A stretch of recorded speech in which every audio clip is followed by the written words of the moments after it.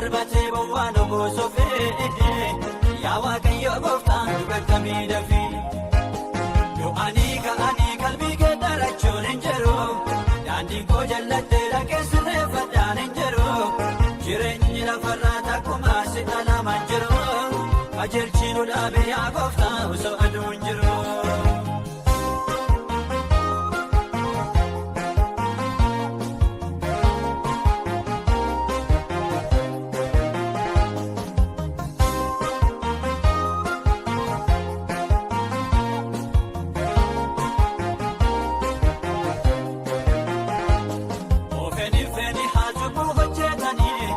Eekamsa keetiin du'anii badanii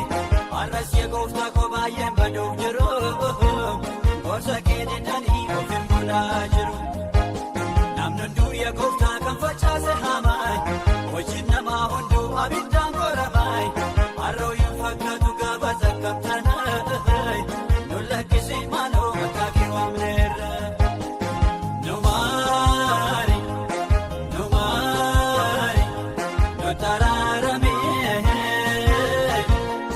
Beekenya samee babbadeeray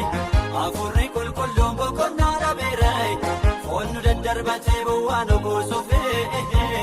yaa Waaqayyo gooftaan dubartamii dafii du'anii ka'anii qalbii kee darachuun hin jiru daandii koo jallattee dhaqee sirreeffadhaan hin jiru jireenyi lafarraa takkuma si dhalamaan jiru qajeelchi nu dhaabe yaa gooftaa osoo aduu hin jiru.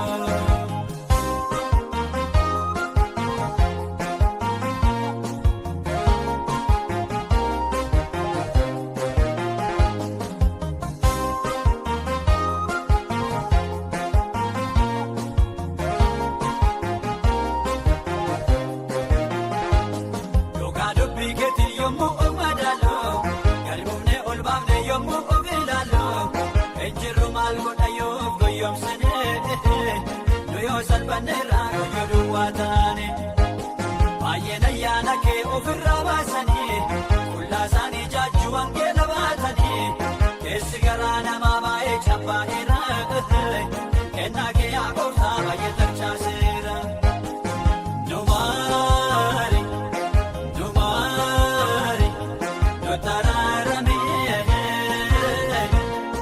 Beekenya samee babbadeeray afurri qulqulluun boqonnaa dhabeeray foon nu daddarbatee bowwaan oboosofee yaa Waaqayyo gooftaan dubartamii dafii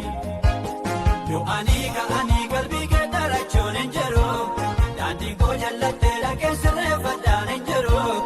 jireenyi lafarraa takkuma si dhalamaan jiru qajeelchi nu dhaabe yaa gooftaa osoo aduu hin jiru.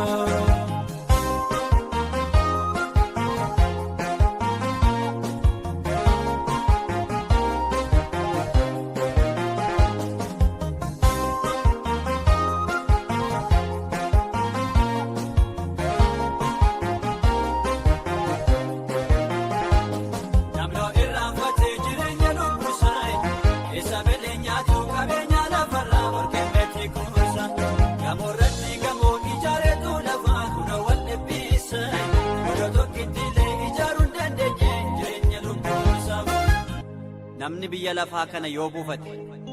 jireenya lubbuusaa garuu darbatee yoo gate maal waa'ee baasaa gaabbiidha obooddeensaa. Maaloo yaa Waaqayyo maaloo maaloo yaa Waaqayyo maaloo maaloo yaa Waaqayyo maaloo maaloo yaa Waaqayyo maaloo maaloo yaa Waaqayyo maaloo maaloo yaa Waaqayyo maaloo nu dammaqsi gooftaa nu rafnee banneerra reeba badiisa dukkana keessatti raawwattee nodhise Kiristoos fayyisa akka cubbuu keenyaatti fayyina jennu baay'ee jallanneerra adaraanu maarii lafa lixaa qabnu yoo buun harka keerra adaraanu maarii lafa lixaa qabnu yoo buun harka keerra adaraanu maarii lafa lixaa qabnu